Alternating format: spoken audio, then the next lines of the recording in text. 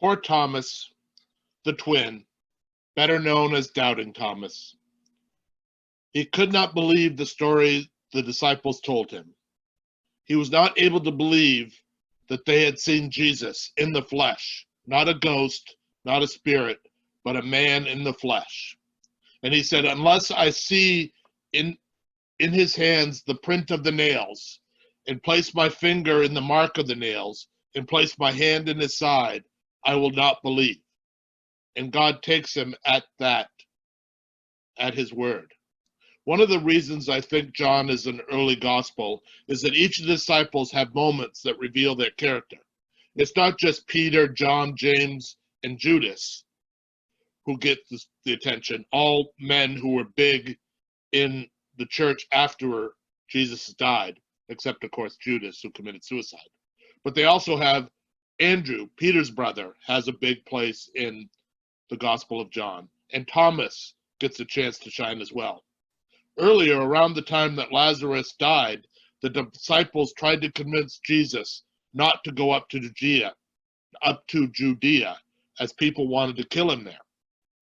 But Jesus says they have to go.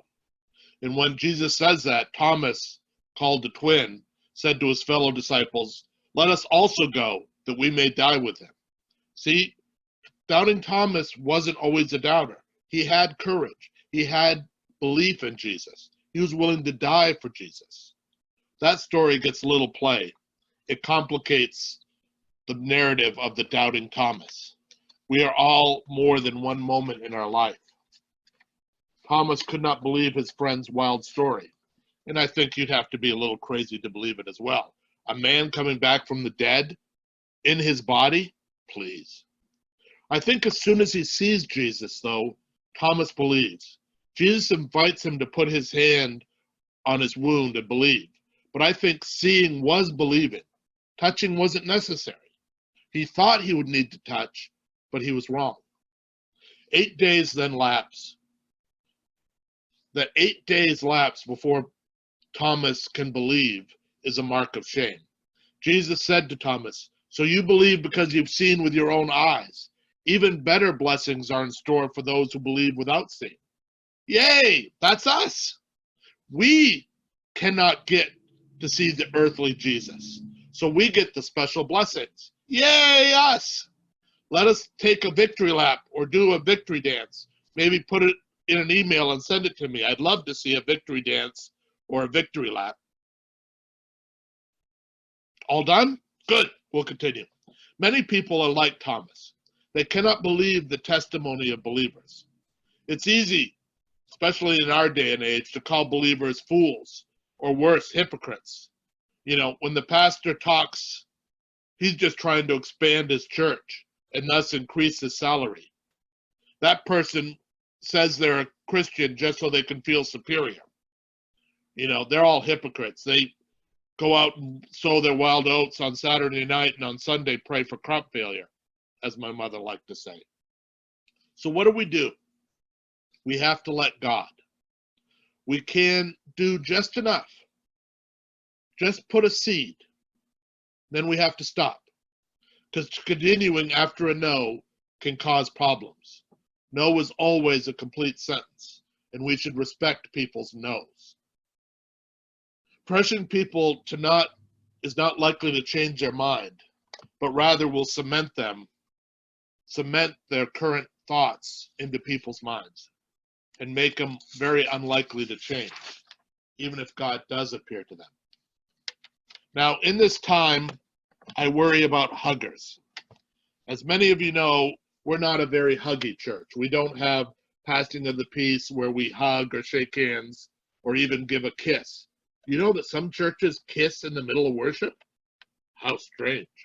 But I worry about the huggers. And lately I've seen this little meme on Facebook. You know, pray for the huggers. We're not okay. Do you know how hard it is not to hug when you're a hugger at heart? The struggle is real. And I know many of our members are struggling with this. And it's going to be very hard to be a hugger with nobody to hug. And when we come back together, they're going to really want to hug. But I wanted to show our huggers this little video.